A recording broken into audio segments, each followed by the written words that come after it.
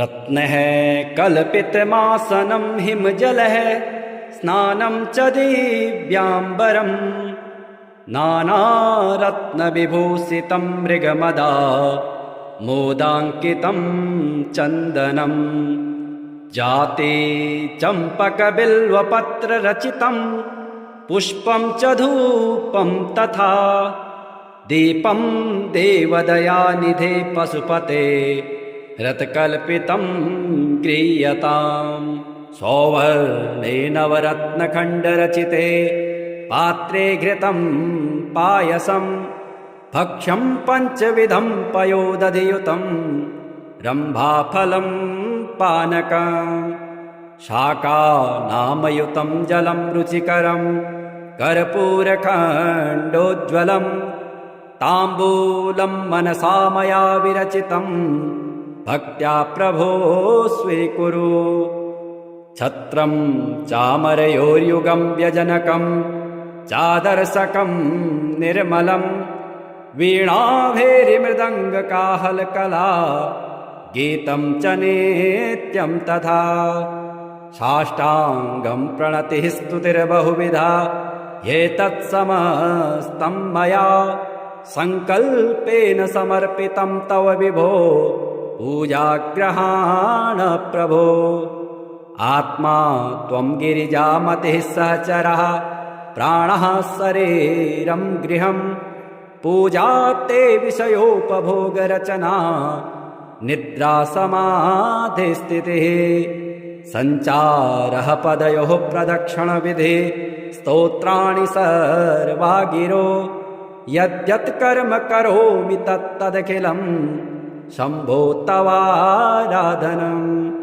करचरणकृतं वा कायजं कर्मजं वा श्रवणनयनजं वा मानसं वा पराधं विहितमविहितं वा सर्वमेतच्छमस्व जय जय करुणाब्धे श्रीमहादेव शम्भो मङ्गलं भगवान् शम्भुर्मङ्गलं पुरुषासनः मङ्गलं सोमसूर्याग्नि लोचनो मम मङ्गलम् यन्मङ्गलं कुमारस्य गिरिजा कल्पयत्पुरा तारकं जेतुकामस्य तन्मे भवतु मङ्गलम् मङ्गलं पार्वतीनाथो मङ्गलं जाह्नवीधरः मङ्गलं गिरिजादेवी मङ्गलं सर्वमङ्गलम्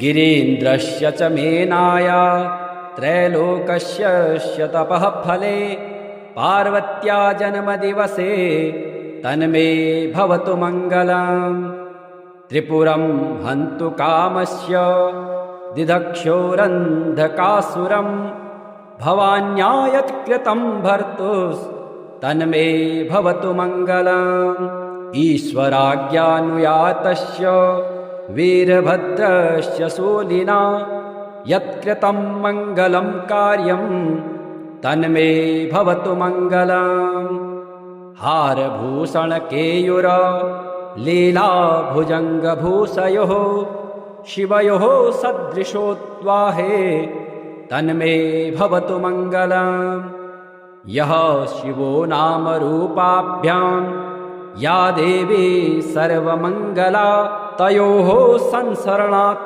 पुंसां सर्वतो जयमङ्गलम् रत्नः कल्पितमासनं हिमजलः स्नानं च दिव्याम्बरम् नानारत्नविभूषितं मृगमदा मोदाङ्कितं चन्दनम् जाते चम्पकबिल्वपत्ररचितं पुष्पं च धूपं तथा दीपं देवदयानिधे पशुपते रत्कल्पितं गृह्यताम् सौवर्णे नवरत्नखण्डरचिते पात्रे घृतं पायसं भक्ष्यं पञ्चविधं पयोदधियुतं रम्भाफलं पानकं शाकानामयुतं जलं रुचिकरं कर्पूरखण्डोज्ज्वलं ताम्बूलं मनसा मया विरचितं भक्त्या प्रभो स्वीकुरु। छत्रं चामरयोर्युगं व्यजनकं चादर्शकं निर्मलं वीणाभेरिमृदङ्गकाहलकला गीतं च नित्यं तथा। साष्टाङ्गं प्रणतिः स्तुतिर्बहुविधा एतत्समस्तं मया सङ्कल्पेन समर्पितं तव विभो पूजाग्रहाण प्रभो। आत्मा त्वं गिरिजामतिः सहचरः प्राणः शरीरं गृहं पूजा ते विषयोपभोगरचना निद्रा समाधिस्थितिः। सञ्चारः पदयोः प्रदक्षिणविधि स्तोत्राणि सर्वा गिरो यद्यत् कर्म करोमि तत्तदखिलं शम्भो तवाराधनम्।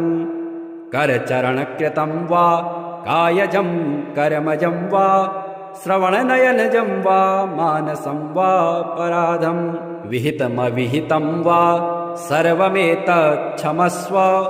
जय जय करुणाब्धे श्रीमहादेव शम्भो। मङ्गलं भगवान् शम्भुर्मङ्गलं पुरुषासनः मङ्गलं सोमसूर्याग्नि लोचनो मम मङ्गलम्। यन्मङ्गलं कुमारस्य गिरिजा कल्पयत्पुरा तारकं जेतुकामस्य तन्मे भवतु मङ्गलम्। मङ्गलं पार्वतीनाथो मङ्गलं जाह्नवीधरः मङ्गलं गिरिजादेवी मङ्गलं सर्वमङ्गलम्। गिरीन्द्रस्य च मेनाया त्रैलोकस्य तपः फले पार्वत्या जन्मदिवसे तन्मे भवतु मङ्गलम्। त्रिपुरं हन्तु कामस्य दिदक्षोरन्धकासुरं भवान्या यत्कृतं भर्तुस्तन्मे भवतु मङ्गलम्। ईश्वराज्ञानुयातस्य वीरभद्रस्य शूलिना यत्कृतं मङ्गलं कार्यं तन्मे भवतु मङ्गलम्। हारभूषणकेयूर लीलाभुजङ्गभूषयोः शिवयोः सदृशोद्वाहे तन्मे भवतु मङ्गलम्। यः शिवो नाम रूपाभ्यां या देवी सर्वमङ्गला तयोः संसरणात् पुंसां सर्वतो जयमङ्गलम्। रत्नः कल्पितमासनं हिमजलः स्नानं च दिव्याम्बरं नानारत्नविभूषितं मृगमदा मोदाङ्कितं चन्दनं जाते चम्पकबिल्वपत्ररचितं पुष्पं च धूपं तथा दीपं देवदयानिधे पशुपते रत्कल्पितं गृह्यताम्। सौवर्णे नवरत्नखण्डरचिते पात्रे घृतं पायसं भक्ष्यं पञ्चविधं पयोदधियुतं रम्भाफलं पानकं शाकानामयुतं जलं रुचिकरं कर्पूरखण्डोज्ज्वलं ताम्बूलं मनसा मया विरचितं भक्त्या प्रभो स्वीकुरु। छत्रं चामरयोर्युगं व्यजनकं चादर्शकं निर्मलं वीणाभेरिमृदङ्गकाहलकला गीतं च नित्यं तथा। साष्टाङ्गं प्रणतिः स्तुतिर्बहुविधा एतत्समस्तं मया सङ्कल्पेन समर्पितं तव विभो पूजाग्रहाण प्रभो। आत्मा त्वं गिरिजामतिः सहचरः प्राणः शरीरं गृहं पूजा ते विषयोपभोगरचना निद्रा समाधिस्थितिः। सञ्चारः पदयोः प्रदक्षिणविधि स्तोत्राणि सर्वा गिरो यद्यत् कर्म करोमि तत्तदखिलम् शम्भो तवाराधनम् करचरणकृतं वा कायजं कर्मजं वा श्रवणनयनजं वा मानसं वा पराधं विहितमविहितं वा सर्वमेतच्छमस्व जय जय करुणाब्धे श्रीमहादेव शम्भो।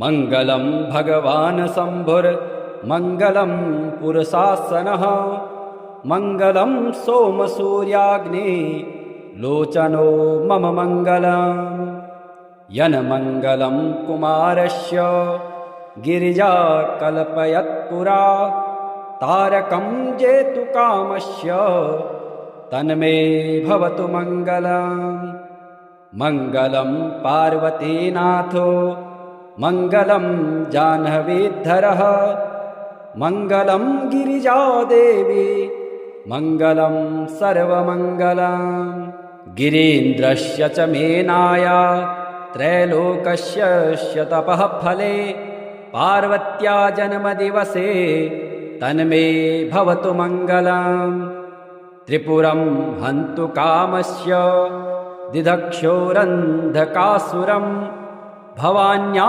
यत्कृतं भर्तुस्तन्मे भवतु मङ्गलम् ईश्वराज्ञानुयातस्य वीरभद्रस्य शूलिना यत्कृतं मङ्गलं कार्यं तन्मे भवतु मङ्गलम् हारभूषणकेयूर लीलाभुजङ्गभूषयोः शिवयोः सदृशोद्वाहे तन्मे भवतु मङ्गलम् यः शिवो नाम रूपाभ्यां या देवी सर्वमङ्गला तयोः संसरणात् पुंसां सर्वतो जयमङ्गलम् रत्नः कल्पितमासनं हिमजलः स्नानं च दिव्याम्बरं नानारत्नविभूषितं मृगमदा मोदाङ्कितं चन्दनम्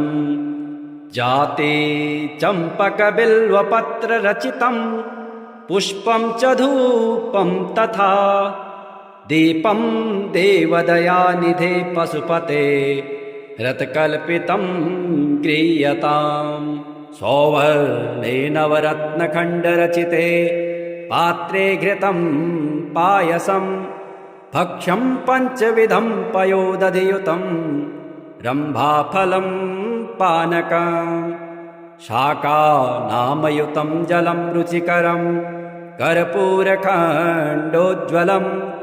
ताम्बूलं मनसा मया विरचितं भक्त्या प्रभो स्वीकुरु छत्रं चामरयोर्युगं व्यजनकं चादर्शकं निर्मलं वीणाभेरिमृदङ्गकाहलकला गीतं च नित्यं तथा साष्टाङ्गं प्रणतिः स्तुतिर्बहुविधा एतत्समस्तं मया सङ्कल्पेन समर्पितं तव विभो पूजाग्रहाण प्रभो आत्मा त्वं गिरिजामतिः सहचरः प्राणः शरीरं गृहं पूजा ते विषयोपभोगरचना निद्रा समाधिस्थितिः सञ्चारः पदयोः प्रदक्षिणविधि स्तोत्राणि सर्वा गिरो यद्यत् कर्म करोमि तत्तदखिलं शम्भो तवाराधनम् करचरणकृतं वा कायजं कर्मजं वा श्रवणनयनजं वा मानसं वा पराधं विहितमविहितं वा सर्वमेतच्छमस्व जय जय करुणाब्धे श्रीमहादेव शम्भो। मङ्गलं भगवान् शम्भुर्मङ्गलं पुरुषासनः मङ्गलं सोमसूर्याग्नि लोचनो मम मङ्गलम् यन्मङ्गलं कुमारस्य गिरिजा कल्पयत्पुरा तारकं जेतु कामस्य तन्मे भवतु मङ्गलम्। मङ्गलं पार्वतीनाथो मङ्गलं जाह्नवीधरः मङ्गलं गिरिजादेवी मङ्गलं सर्वमङ्गलम्। गिरीन्द्रस्य च मेनाया त्रैलोकस्य तपः फले पार्वत्या जन्मदिवसे तन्मे भवतु मङ्गलम्। त्रिपुरं हन्तु कामस्य दिदक्षोरन्धकासुरं भवान्या यत्कृतं भर्तुस्तन्मे भवतु मङ्गलम्।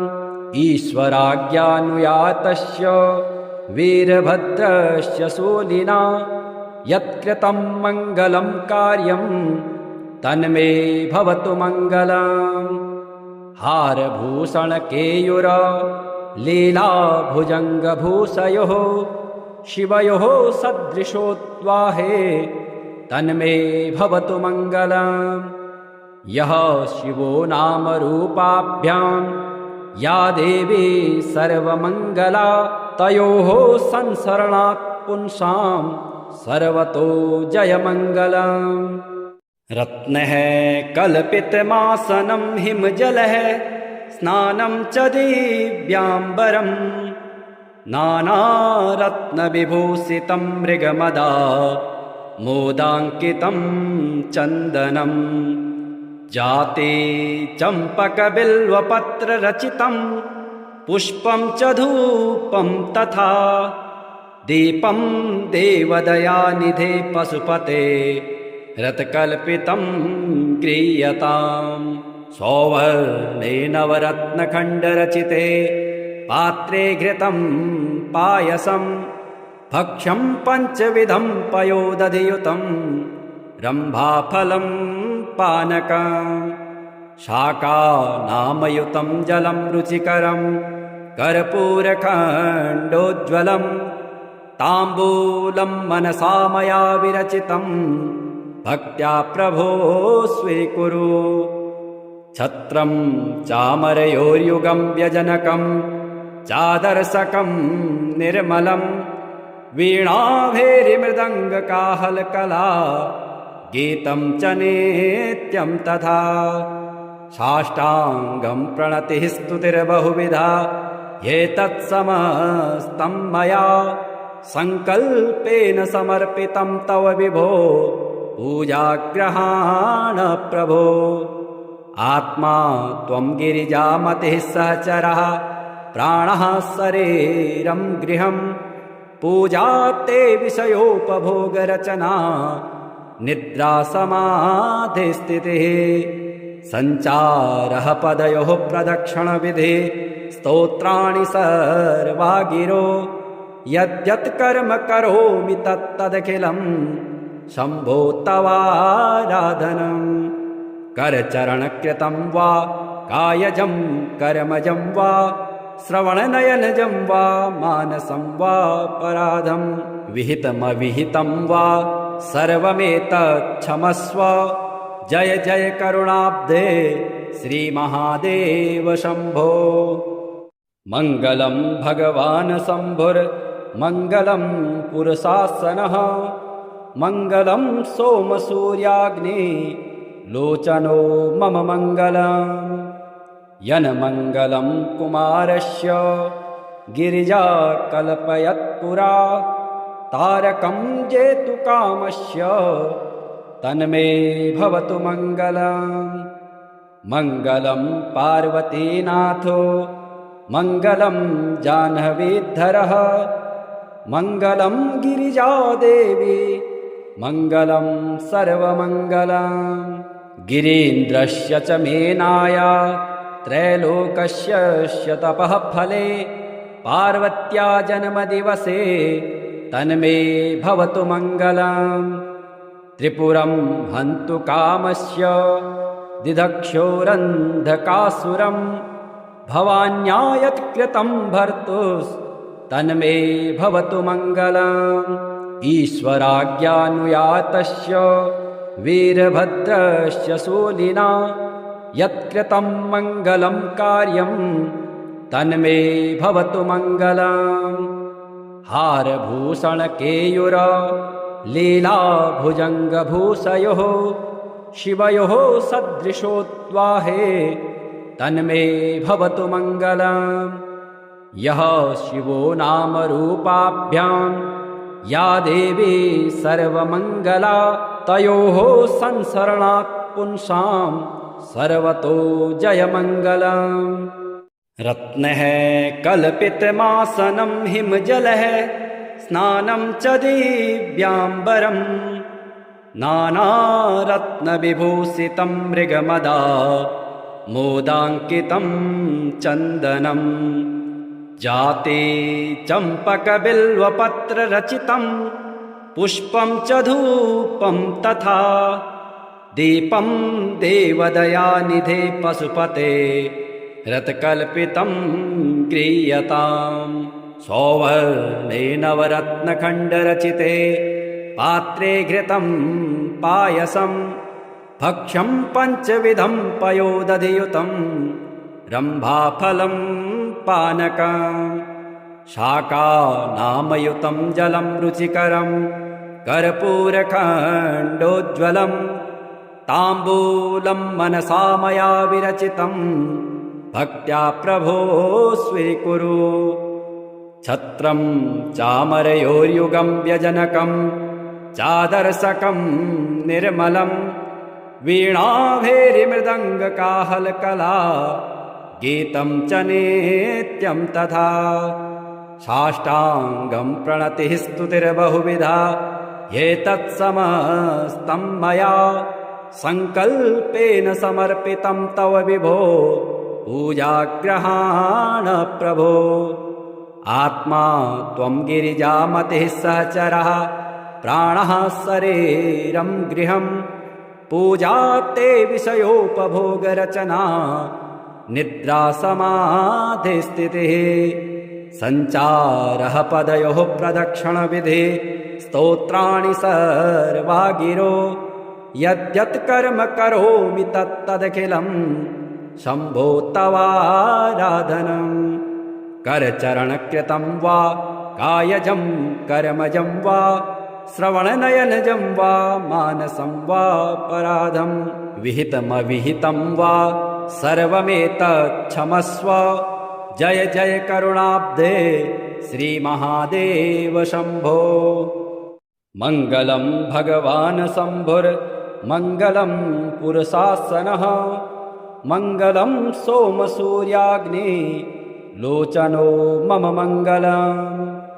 यन्मङ्गलं कुमारस्य गिरिजा कल्पयत्पुरा तारकं जेतुकामस्य तन्मे भवतु मङ्गलम्। मङ्गलं पार्वतीनाथो मङ्गलं जाह्नवीधरः मङ्गलं गिरिजादेवी मङ्गलं सर्वमङ्गलम्। गिरीन्द्रस्य च मेनाया त्रैलोकस्य तपः फले पार्वत्या जन्मदिवसे तन्मे भवतु मङ्गलम्। त्रिपुरं हन्तु कामस्य दिदक्षोरन्धकासुरं भवान्या यत्कृतं भर्तुस्तन्मे भवतु मङ्गलम्। ईश्वराज्ञानुयातस्य वीरभद्रस्य शूलिना यत्कृतं मङ्गलं कार्यं तन्मे भवतु मङ्गलम्। हारभूषणकेयूर लीलाभुजङ्गभूषयोः शिवयोः सदृशोद्वाहे तन्मे भवतु मङ्गलम्। यः शिवो नामरूपाभ्यां या देवी सर्वमङ्गला तयोः संसरणात् पुंसां सर्वतो जयमङ्गलम्। रत्नः कल्पितमासनं हिमजलः स्नानं च दिव्याम्बरम् नानारत्नविभूषितं मृगमदा मोदाङ्कितं चन्दनम्। जाते चम्पकबिल्वपत्ररचितं पुष्पं च धूपं तथा दीपं देवदयानिधे पशुपते रत्कल्पितं गृह्यताम् सौवर्णे नवरत्नखण्डरचिते पात्रे घृतं पायसं भक्ष्यं पञ्चविधं पयोदधियुतं रम्भाफलं पानकम् शाकानामयुतं जलं रुचिकरं कर्पूरखण्डोज्ज्वलं ताम्बूलं मनसा मया विरचितं भक्त्या प्रभो स्वीकुरु छत्रं चामरयोर्युगं व्यजनकं चादर्शकं निर्मलं वीणाभेरिमृदङ्गकाहलकला गीतं च नित्यं तथा साष्टाङ्गं प्रणतिः स्तुतिर्बहुविधा एतत्समस्तं मया सङ्कल्पेन समर्पितं तव विभो पूजाग्रहाण प्रभो आत्मा त्वं गिरिजामतिः सहचरः प्राणः शरीरं गृहं पूजा ते विषयोपभोगरचना निद्रा समाधिस्थितिः सञ्चारः पदयोः प्रदक्षिणविधि स्तोत्राणि सर्वा गिरो यद्यत् कर्म करोमि तत्तदखिलं शम्भो तवाराधनम् करचरणकृतं वा कायजं कर्मजं वा श्रवणनयनजं वा मानसं वा पराधं विहितमविहितं वा सर्वमेतच्छमस्व जय जय करुणाब्धे श्रीमहादेव शम्भो मङ्गलं भगवान् शम्भुर्मङ्गलं पुरुषासनः मङ्गलं सोमसूर्याग्नि लोचनो मम मङ्गलम् यन्मङ्गलं कुमारस्य गिरिजा कल्पयत्पुरा तारकं जेतुकामस्य तन्मे भवतु मङ्गलम् मङ्गलं पार्वतीनाथो मङ्गलं जाह्नवीधरः मङ्गलं गिरिजादेवी मङ्गलं सर्वमङ्गलम् गिरीन्द्रस्य च मेनाया त्रैलोकस्य तपः फले पार्वत्या जन्मदिवसे तन्मे भवतु मङ्गलम् त्रिपुरं हन्तु कामस्य दिदक्षोरन्धकासुरं भवान्या यत्कृतं भर्तुस्तन्मे भवतु मङ्गलम् ईश्वराज्ञानुयातस्य वीरभद्रस्य शूलिना यत्कृतं मङ्गलं कार्यं तन्मे भवतु मङ्गलम् हारभूषणकेयूर लीलाभुजङ्गभूषयोः शिवयोः सदृशोद्वाहे तन्मे भवतु मङ्गलम् यः शिवो नामरूपाभ्यां या देवी सर्वमङ्गला तयोः संसरणात् पुंसां सर्वतो जयमङ्गलम् रत्नः कल्पितमासनं हिमजलः स्नानं च दिव्याम्बरं नानारत्नविभूषितं मृगमदा मोदाङ्कितं चन्दनं जाते चम्पकबिल्वपत्ररचितं पुष्पं च धूपं तथा दीपं देवदयानिधे पशुपते रत्कल्पितं गृह्यताम् सौवर्णे नवरत्नखण्डरचिते पात्रे घृतं पायसं भक्ष्यं पञ्चविधं पयोदधियुतं रम्भाफलं पानकम् शाकानामयुतं जलं रुचिकरं कर्पूरखण्डोज्ज्वलं ताम्बूलं मनसा मया विरचितं भक्त्या प्रभो स्वीकुरु छत्रं चामरयोर्युगं व्यजनकं चादर्शकं निर्मलं वीणाभेरिमृदङ्गकाहलकला गीतं च नित्यं तथा साष्टाङ्गं प्रणतिः स्तुतिर्बहुविधा एतत्समस्तं मया सङ्कल्पेन समर्पितं तव विभो पूजाग्रहाण प्रभो। आत्मा त्वं गिरिजामतिः सहचरः प्राणः शरीरं गृहं पूजा ते विषयोपभोगरचना निद्रा समाधिस्थितिः सञ्चारः पदयोः प्रदक्षिणविधि स्तोत्राणि सर्वा गिरो यद्यत् कर्म करोमि तत्तदखिलं शम्भो तवाराधनम्। करचरणकृतं वा कायजं कर्मजं वा श्रवणनयनजं वा मानसं वा पराधं विहितमविहितं वा सर्वमेतच्छमस्व। जय जय करुणाब्धे श्रीमहादेव शम्भो। मङ्गलं भगवान् शम्भुर्मङ्गलं पुरुषासनः मङ्गलं सोमसूर्याग्नि लोचनो मम मङ्गलम्। यन्मङ्गलं कुमारस्य गिरिजा कल्पयत्पुरा तारकं जेतुकामस्य तन्मे भवतु मङ्गलम्। मङ्गलं पार्वतीनाथो मङ्गलं जाह्नवीधरः मङ्गलं गिरिजादेवी मङ्गलं सर्वमङ्गलम्। गिरीन्द्रस्य च मेनाया त्रैलोकस्य तपः फले पार्वत्या जन्मदिवसे तन्मे भवतु मङ्गलम्। त्रिपुरं हन्तु कामस्य दिदक्षोरन्धकासुरं भवान्या यत्कृतं भर्तुस्तन्मे भवतु मङ्गलम्। ईश्वराज्ञानुयातस्य वीरभद्रस्य शूलिना यत्कृतं मङ्गलं कार्यं तन्मे भवतु मङ्गलम्। हारभूषणकेयूर लीलाभुजङ्गभूषयोः शिवयोः सदृशोद्वाहे तन्मे भवतु मङ्गलम्। यः शिवो नामरूपाभ्यां या देवी सर्वमङ्गला तयोः संसरणात् पुंसां सर्वतो जयमङ्गलम्।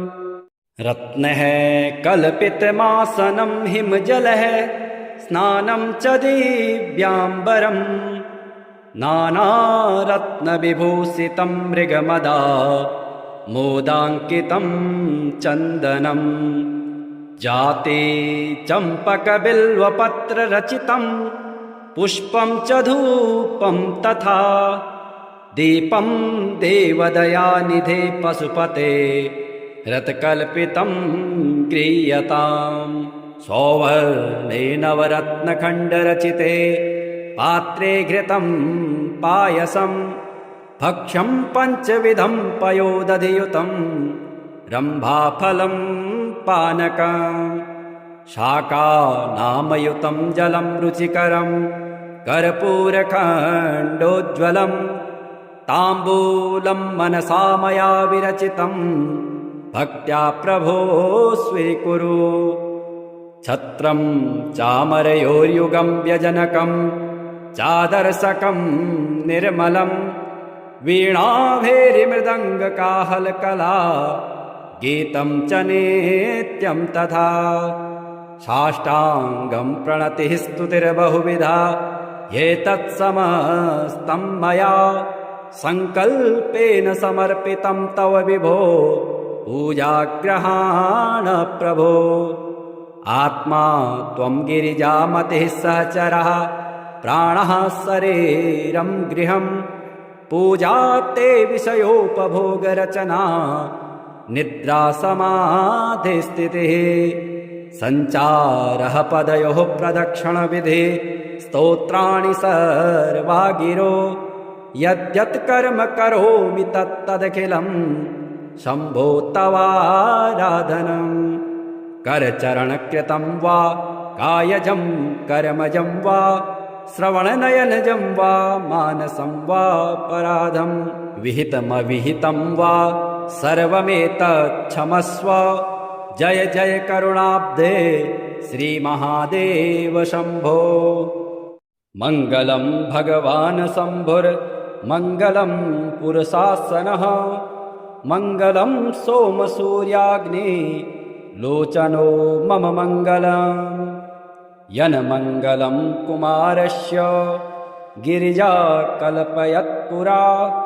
तारकं जेतुकामस्य तन्मे भवतु मङ्गलम्। मङ्गलं पार्वतीनाथो मङ्गलं जाह्नवीधरः। मङ्गलं गिरिजादेवी मङ्गलं सर्वमङ्गलम्। गिरीन्द्रस्य च मेनाया त्रैलोकस्य तपः फले। पार्वत्या जन्मदिवसे तन्मे भवतु मङ्गलम्। त्रिपुरं हन्तु कामस्य दिदक्षोरन्धकासुरम्। भवान्या यत्कृतं भर्तुस्तन्मे भवतु मङ्गलम्। ईश्वराज्ञानुयातस्य वीरभद्रस्य शूलिना यत्कृतं मङ्गलं कार्यं तन्मे भवतु मङ्गलम्। हारभूषणकेयूर लीलाभुजङ्गभूषयोः शिवयोः सदृशोद्वाहे तन्मे भवतु मङ्गलम्। यः शिवो नामरूपाभ्यां या देवी सर्वमङ्गला। तयोः संसरणात् पुंसां सर्वतो जयमङ्गलम्।